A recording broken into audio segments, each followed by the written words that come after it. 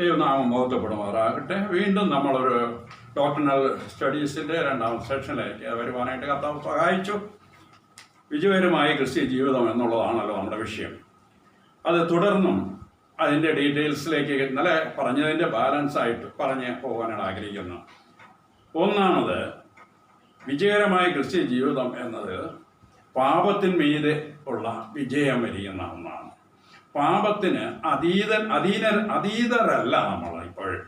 ഈ ശരീരമുള്ളിടത്തോളം ഈ ലോകവും ത്തിലാണ് നാം ജീവിക്കുന്നതും. കാരണം നമ്മൾ പാപത്തെ എപ്പോഴും കണ്ടുമുട്ടിക്കൊണ്ടിരിക്കുകയാണ്. എപ്പോഴും വി എൻകൗണ്ടർ വിത്ത് സിൻ. എപ്പോഴും അതിനെ അതിജീവിച്ചുകൊണ്ട് അതിനെ വിജയിച്ച് മുന്നോട്ട് പോകുവാൻ നമുക്ക് കഴിയണം. ദൈവത്തിൻ്റെ വചനത്താൽ, ദൈവത്തിൻ്റെ ശക്തിയാൽ, ദൈവത്തിൻ്റെ കൃപയാൽ അത് നമുക്ക് സാധിക്കും. ദൈവവചനം അതിനുള്ള വഴി നമുക്ക് തന്നിട്ടുണ്ട് എന്നുള്ളതിന് യാതൊരു സംശയമില്ല. ഒരു എപ്പോഴും പരീക്ഷണ ഘട്ടത്തിലൂടെയാണ് പോകുന്നത്. പരീക്ഷണം നമുക്കുണ്ടാകുമെന്ന് പൗലോസ് പറയുന്നുണ്ട്. പരീക്ഷണം ഉണ്ടാകുമ്പോൾ തന്നെ അതിൽ വീണു പോകാതിരിക്കുവാനായിട്ട് ഒരു പോക്കുവഴി, it's a way out, escape ചെയ്യാനായിട്ടുള്ള ഒരു വഴി കർത്താവ് കാണിച്ചു തരും എന്നാണ് പറയുന്നത്. പക്ഷെ ആ കിട്ടുമ്പോൾ കാരണം അതിൽ പോകാൻ നമ്മൾ തയ്യാറാകണം എന്നുള്ളതാണ്. അവിടെ നിൽക്കരുത്, റൺ. അതാണ് നമ്മുടെ ജീവിതത്തിൽ. ഇനി അഥവാ നമ്മൾ തെറ്റിൽ വീണു പോയാൽ, നമ്മുടെ വാക്കിൽ പഴിച്ചാൽ, നമ്മൾ ഏതെങ്കിലും തെറ്റിൽ വീണു പോയാൽ ഉടനെ തന്നെ ആ ടാബ്ലറ്റ് മറന്നു പോകരുത്. 1 യോഹന്നാൻ 1:9. നാം നമ്മുടെ പാപങ്ങളെ ഏറ്റു പറയുന്നുവെങ്കിൽ അവൻ നമ്മോട് ക്ഷമിച്ച് സകല അനീതിയും പോക്കി നമ്മെ ശുദ്ധീകരിപ്പാൻ തക്കവണ്ണം വിശ്വസ്തനും നീതിമാനുമാകും.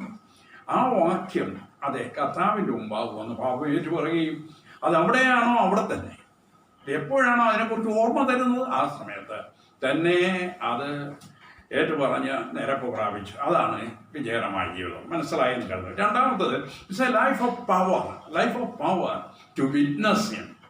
നമ്മൾ 1:8 അപ്പോസ്തല പ്രവൃത്തി 1:8 പറയുന്നത്, പരിശുദ്ധാത്മാവ് നിങ്ങളിലേക്ക് വരുമ്പോൾ നിങ്ങൾ ശക്തി ലഭിച്ചിട്ട് നിങ്ങളുടെ സ്വന്തം ദേശത്തും അടുത്തും അകലെയും ഒക്കെ പോയി കർത്താവിനെ സാക്ഷിക്കും.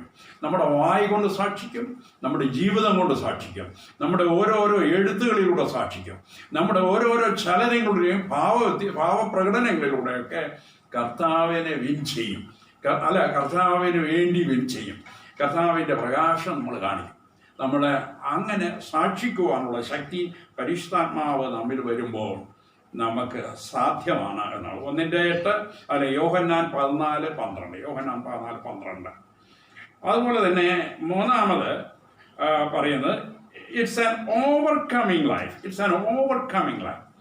നമ്മുടെ ജീവിതത്തിൽ ഈ ഭൂമിയിൽ ഇരിക്കുമ്പോൾ നമ്മൾ പല വിധത്തിലുള്ളതായ ഇൻഫോർമേറ്റീവ്സിലൂടെ, വിഷമഘട്ടങ്ങളിലൂടെ കടന്നു പോയിട്ട് ട്രയൽസ് ആൻഡ് സഫറിങ്സ് നമുക്ക് ഒഴിവാക്കാൻ പറ്റത്തില്ല. അത് നമ്മുടെ ജീവിതത്തിൽ ഉണ്ടാകും. അത് മറക്കരുത്. ആ കാര്യം ജീവിതത്തിൽ തീര ദുഃഖങ്ങൾ വന്നേക്കാം. ഞാൻ ഒന്നിനു പുറകെ കൂടുതലായി. നീതിമാൻ്റെ അനർത്ഥങ്ങൾ അസംഖ്യങ്ങളാകും അല്ലേ? അതിങ്ങനെ തുടർച്ച വന്നുകൊണ്ടേയിരിക്കും.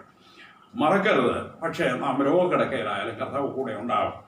അവൻ്റെ സാന്നിധ്യം കൊണ്ട് നമുക്കത് ഓവർകം ചെയ്യാൻ സാധിക്കും എന്നുള്ളതാണ് പറയുന്നത്. 2 കൊരിന്ത്യർ 4:8-9. സഫറിങ്സ് ആകാം, ഇൻഫോർമേറ്റീവ്സ് ആകാം, പെർസിക്യൂഷൻസ് ആകാം, ആൾ കൈൻഡ്സ് ഓഫ് ഡിഫിക്കൽട്ടീസ്. അപ്പോൾ അതിനെയൊക്കെ ഓവർകം ചെയ്ത് അചഞ്ചലമായി മുന്നോട്ട് പോകുവാനുള്ളതായ കരുത്ത് നമുക്കുണ്ടാവും. അതിനെയാണ് വിജയകരമായ ക്രിസ്ത്യ ജീവിതം എന്ന് പറയുന്നത്.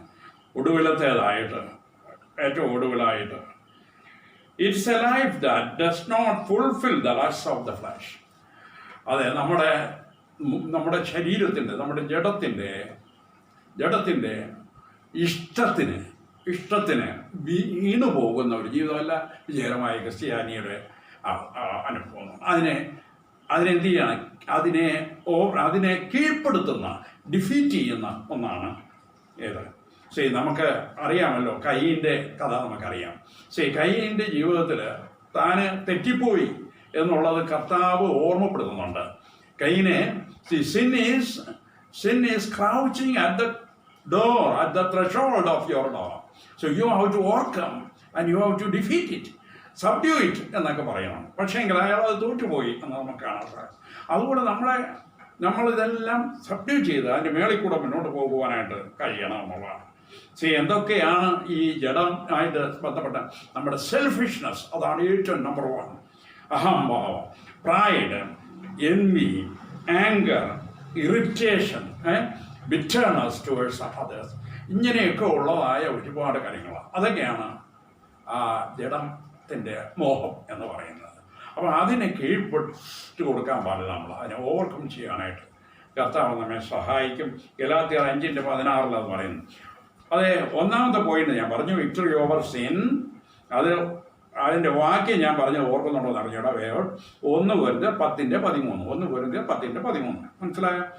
പിന്നെ അത് കഴിഞ്ഞ് ഞാൻ പറഞ്ഞു, it's a life of power. സാക്ഷ്യത്തിനായിട്ട് കർത്താവ് വേണ്ടിയ ശക്തി പരിശുദ്ധാത്മാവ് തമ്മിൽ വസിച്ചുകൊണ്ട് നമുക്ക് തരുന്നു. മൂന്നാമത് പറഞ്ഞു, ഓവർകമ്മിങ് ലൈഫാണിത്. നമ്മുടെ ജീവിതത്തിൽ ശരീരത്തിൽ വേദനകൾ, രോഗം, അങ്ങനെയുള്ളതായ ഒരുപാട് ഈ ലോകത്ത് നമ്മൾ ജീവിക്കുമ്പോൾ ഒത്തിരി ഡിഫിക്കൽട്ടീസ് വരും.